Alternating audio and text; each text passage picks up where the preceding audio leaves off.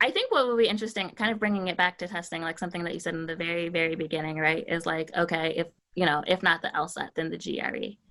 Um, I I have strong feelings on that. oh, well, tell me first what your strong feelings are. I mean, I just don't really see what the GRE is doing here. I mean, I think that they certainly are very convenient with being offered nearly every weekday, Yeah. but I don't really see its relevance to law school to quite the same extent. I think that, especially your alma mater, Harvard Law, I don't think that there are studies related to its predictive value or predictive validity for first year law school grades. I didn't find those studies very compelling because they were looking at Yeah. very strong students who would do well on any exam you threw at them. But the Right. skills the LSAT test, I think, relate much more closely to what you actually do in law school in terms of reasoning, analyzing text critically, all of that good stuff. Yeah, no, I agree.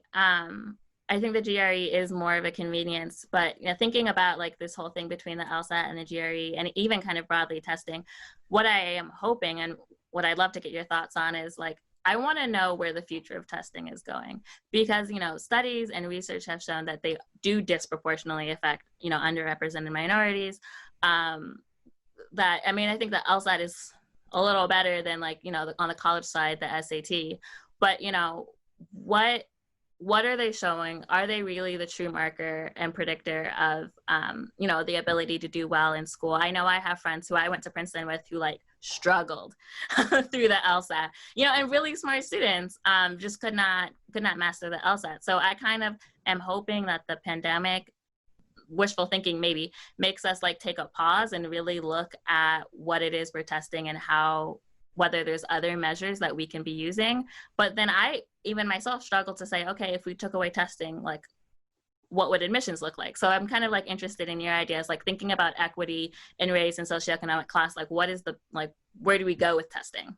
Yeah, these are great questions. I don't talk about them that much, and it's not always easy to talk about them. Yeah. But a couple things I'll say first off is that for the undergrad level, I love test optional. I don't think the SAT and ACT are that important specifically. They're objective measures that can standardize things relative to different high schools with different grade inflation and all that.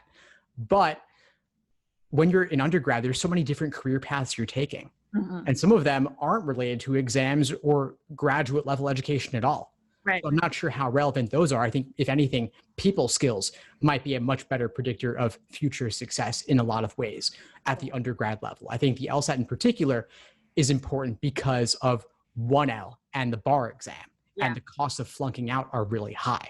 So you're not doing anybody any favors, I think, if you open the doors to law school super wide, let people take out these big loans, and then if they can't succeed in 1L or pass the bar, that's a big problem for them. Right. The LSAT has some predictive validity, but I think like democracy, it's the best among the worst. Right.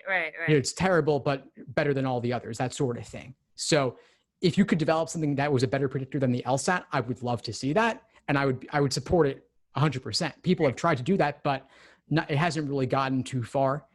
And I think any exam or any admissions criteria will be gamed by those who have money and have resources. We saw Varsity Blues, they made all their efforts there and were able to do so without too much trouble. The LSAT, at least I think, is better on that front in particular.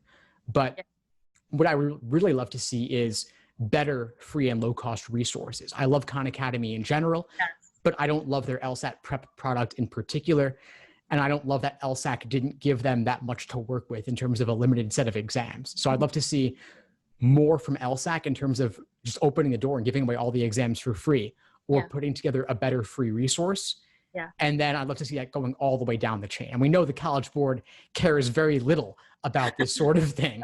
Very little. At least the new people at LSAC, they're really trying hard.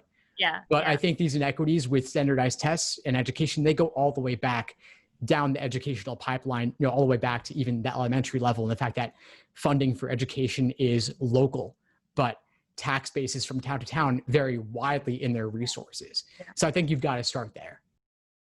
Thanks for tuning into the show. Please subscribe if you haven't done so already to be notified of new episodes as I release them. And feel free to reach out if you need anything at all as you move forward with your prep. I'm happy to help however I can. In the meantime, I'll wish you all the best and take care.